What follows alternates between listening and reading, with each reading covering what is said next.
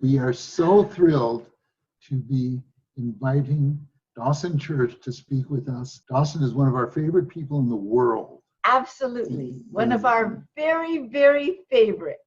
So welcome, Dawson.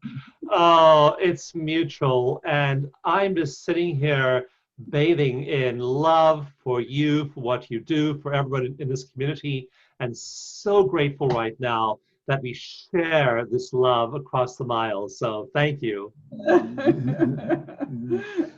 So Dawson is really accomplished. My theory about Dawson is always that there are 5 people named Dawson Church who are all working in coordination somehow. Because I just can't believe how much he accomplishes, and he has really taken the field of energy psychology, EFT, to new heights. He's done incredible research, and he's also done a lot of things that are invisible. So many of the people who have published the papers that have really given credibility to the field, he has been in the background coaching them and helping them develop their papers and finding the right journals for them. And he created a journal for the field itself that has really been a game changer, because it's published a lot of the pioneering papers that wouldn't have found a home in a more conventional journal. And he's the mastermind behind the Bliss project, which has how many veterans now have been gotten treatment, low cost or free treatment from that? Yeah, as of the end of last year, 21,112 veterans had received free or low cost treatment through the Veteran Stress Project. Amazing. Wow. Amazing. So and just so many things. I just want to say, all of that is true. He has, you can give him so many accolades for so many accomplishments of things that really, really matter, that can help move the world forward and evolution forward. But he does all of that in, I don't know, happiness and gladness and real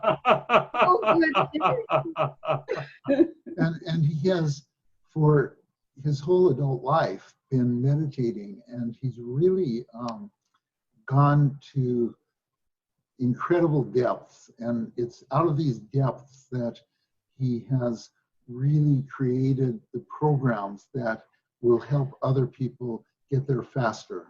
Why don't we kind of go into that a little bit? Maybe tell us what your topic is and start to talk about it, and we'll maybe pop some questions in as we go along. Well, I also want to thank you, David, because you gave me detailed paragraph by paragraph feedback on my newest book called Bliss Brain. And without your painstaking help, that book wouldn't have been half what it is. So I'm so grateful to you for that priceless gift of your feedback. And I just become so thrilled with this whole idea that we can become happy. And actually, at the New Year's retreat this last year, we were, both you and I, were walking the labyrinth at New Year's Eve. And I just said to the universe, what is my purpose for the coming year? And I wasn't expecting much of a reply, but I heard these words echoing in my head. And the words were, "You've discovered the gift of happiness. Now go give it to everyone else." And so that's what I'm all about, and how science tells us how to be happy, not how you imagine you can be happy or how you aspire to happiness, but what science tells you. Brain science is really precise. I'll be covering exactly how we do this. And nowadays, we don't have to guess. We can hook people up to a heart rate variability monitor. We can take a cortisol assay from their saliva. We can measure stress hormones like adrenaline. We can measure health hormones like DHEA. We can measure neurotransmitters like serotonin, dopamine, anandamide, and all these other substances. And so we can tell what's going on in the brain and the body. And it turns out that happy people have a vastly different biochemical and neurological profile than unhappy ones. So I'm really interested in seeing what science says is the quickest possible route. And just to give you some idea of this, so in a lot of the studies using MRIs to look at the brain function of advanced meditators, people who've done 10,000 lifetime hours of meditation, or even 20,000, the people who've done the most have done over 40,000 lifetime hours. So we can see how their brains function. But now that we've been able to see that, we've been able to train people to acquire those states really, really, really quickly. And Westerners, you don't have to be a Tibetan and go up in the Himalayas and spend a whole 10,000 hours up in a monastery in isolation. You can learn these happy brain states. So that's really my passion right now. I'll be speaking about this, about the ideas of the Bliss brain, about the neurotransmitters and hormones and brain waves that characterize these states, and most importantly, how each person can learn to acquire these states really, really, really quickly. So just my concluding sentence over here is that there's one part of chapter 1 of Bliss Brain called From 50 Years to 50 Seconds. And it's taken me 50 years to figure all this stuff out. But what we found now, hooking people up to EEGs and then having them do these practices, simple practices, we found non-meditators could acquire these states sometimes in under 5 minutes, sometimes in under 50 seconds. We had one person at that retreat acquiring that state in 47 seconds. So it doesn't take 50 years anymore. It doesn't take 10,000 hours. You can learn how to be happy, and science can show you how. That's wonderful. One of the things I loved about your book was the way that you did break down these really sophisticated practices that have developed in different cultures and different spiritual systems. And you really gave us step-by-step ways of accomplishing the same kinds of brain states as are required in a much longer and much more complex way of proceeding. So I don't expect you to outline all of that right now, but maybe you can give us a little teaser about how you did that. Well, I approach every question empirically. I certainly listen to people and their theories and beliefs and ideas with respect, but I want to know what science says. So there are questions like, well, how long a meditation do you need? So that's one really valuable question. What's the minimum dose? In medicine, we have something we call the minimum effective dose, MED. So the minimum effective dose for a headache is 2 aspirins. Does that mean if you take 20 aspirins, it's better? No. MED, 2 aspirins for a headache, okay? So what's the minimum effective dose of meditation? How much does it take to move the needle? Is it a half hour a day? Is it 20 minutes a day? Is it 2 hours a day? So I look at research, and we actually ask that question. For novices, it's about 15 minutes a day. That's just what study after study shows. That's enough to move the needle. And then for how long? Do you have to do that for a year, for 5 years, 10 years, 20 years? Do you need to put in 10,000 hours? I've already told you don't. Do you need to do that for a month? How long? So we now know the answer, about 15 minutes per day and roughly 8 weeks, and we'll start to trigger neurological changes. So the book is, and my talk is all about the empirical evidence. Science isn't giving us a mystery school. Science isn't giving us a spiritual tradition. Science is saying, we're hooking you up to a device like an MRI or an MEG, and this is what it says. And I love that empiricism about this.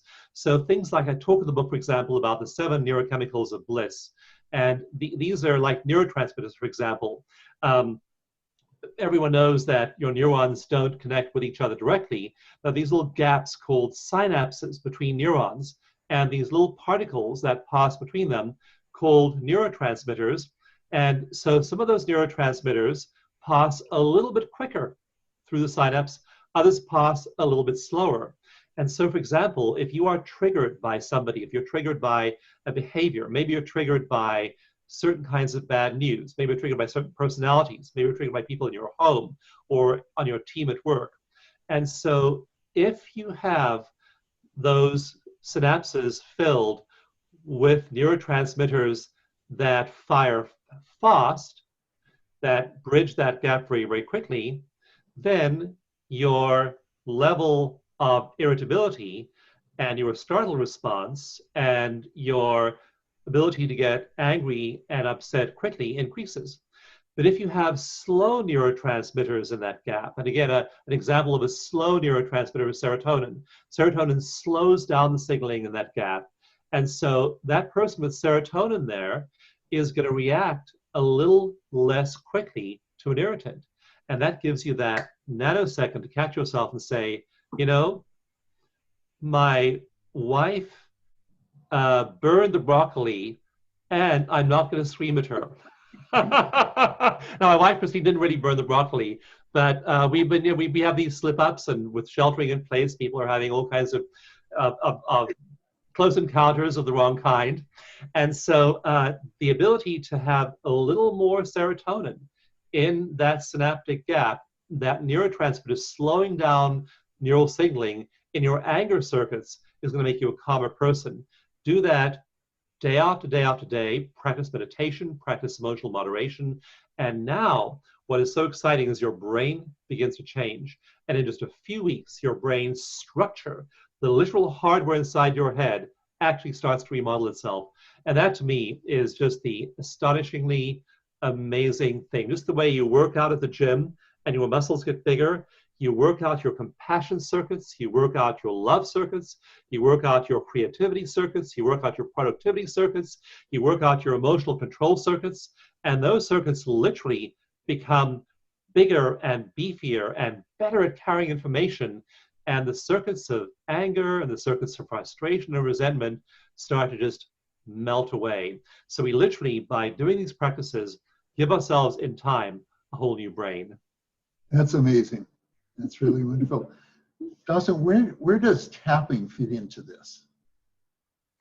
Yeah, tapping is something I've been practicing and endorsing and teaching about for almost 20 years now, because tapping is simply pressure on acupuncture points.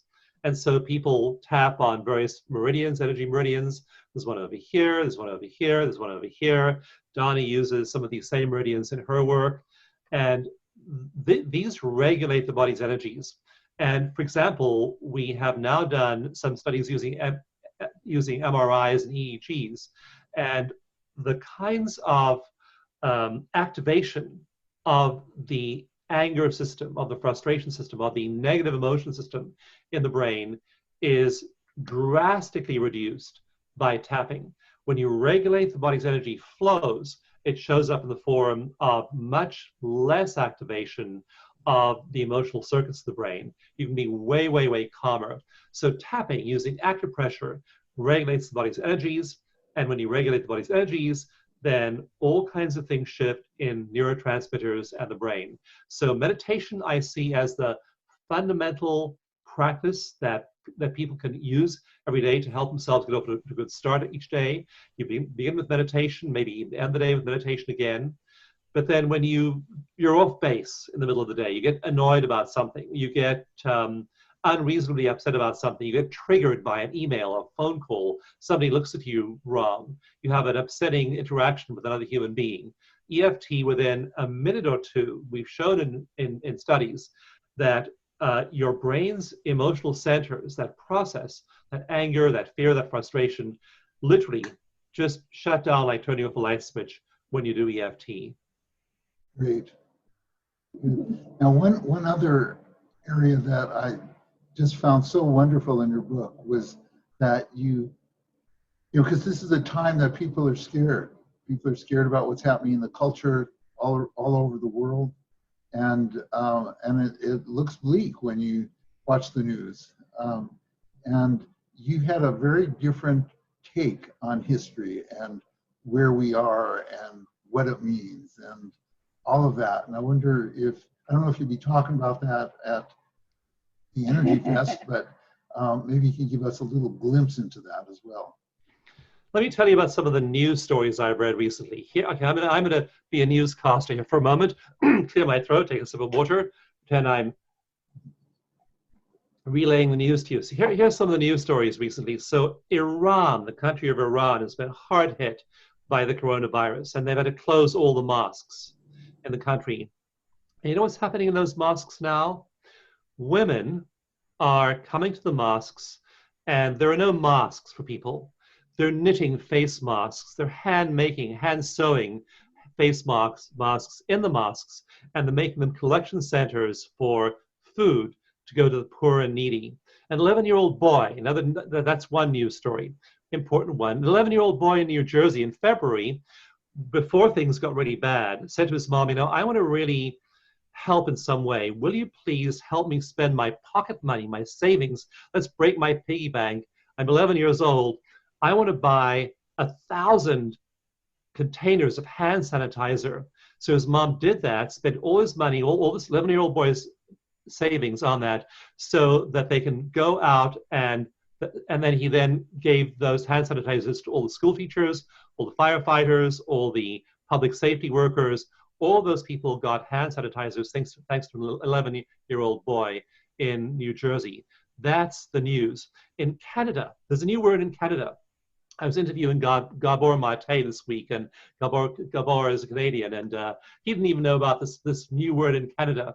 And it's my favorite word of the month: caremongering. Caremongering. There are all these people who are caremongering in Canada. They're noticing which of their neighbors are elderly and at risk and can't go out to the store because they're high risk for getting the virus. So what they're doing is they're making sure they get all their needs taken care of. That's caremongering.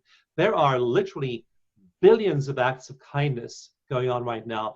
That's the real news, is that we're in the middle of a pandemic of compassion, such as that the world has never seen before. We've never had a global event like this that has brought the whole world together with literally billions, with a B, billions of acts of compassion every day. This is changing the global mind, changing our sense of interconnectedness, changing the global brain, changing the whole way society and the world will be once the crisis is over. So that's the truth. That's the real news. That's what's worth paying attention to. And that's the kind of news I read every day.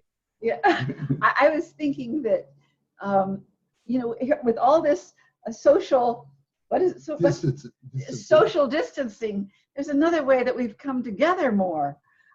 Like at 8 o'clock every night, you go out on your porch and start clapping or singing or ringing a chime or playing an instrument, and people across the what is that called? Canyon. Across the canyon do it back to you.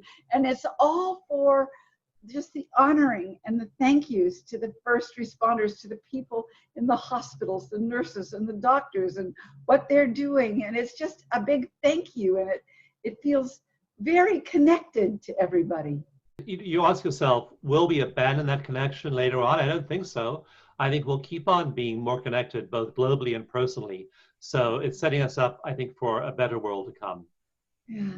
Yes, and your book gives example after example of things that look bad now, and you show that we're actually at the best time of history for, in terms of eradicating hunger, in terms of, issue after issue that looks so bad. Literacy, we're at a high point. Look at the literacy rates all over the world. Maternal mortality, infant mortality, global wealth. Despite the financial crash, the average global citizen is 3 times as wealthy as he or she was in 1970. Our lifespan as human beings has doubled in the last century. I mean, I tend to pick 20 examples of this for the end of this brain. There were literally hundreds of studies. So again, you read the news and you get all worried about stuff like the deforestation of the Amazon. Now, I'm not saying that those fires in the Amazon aren't a problem. They are, but look at the empirical data that shows that deforestation of the Amazon has dropped by 4/5 in the last 20 years. Our carbon footprint per person on Earth has halved since 1990. And again, I don't try and bludgeon you with hundreds of studies in Bliss Brain, but I just list 20 like that.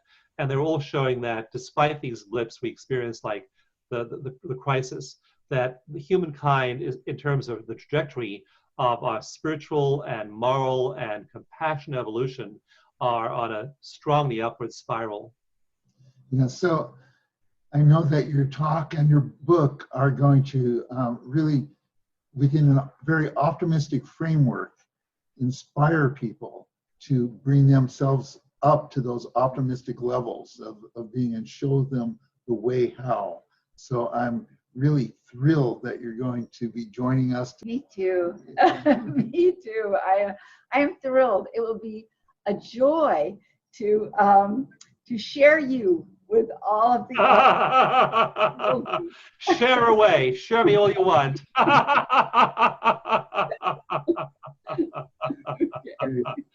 Okay, great. So thank you so much, Dawson. Yay. Thank you and bless you. Bless you.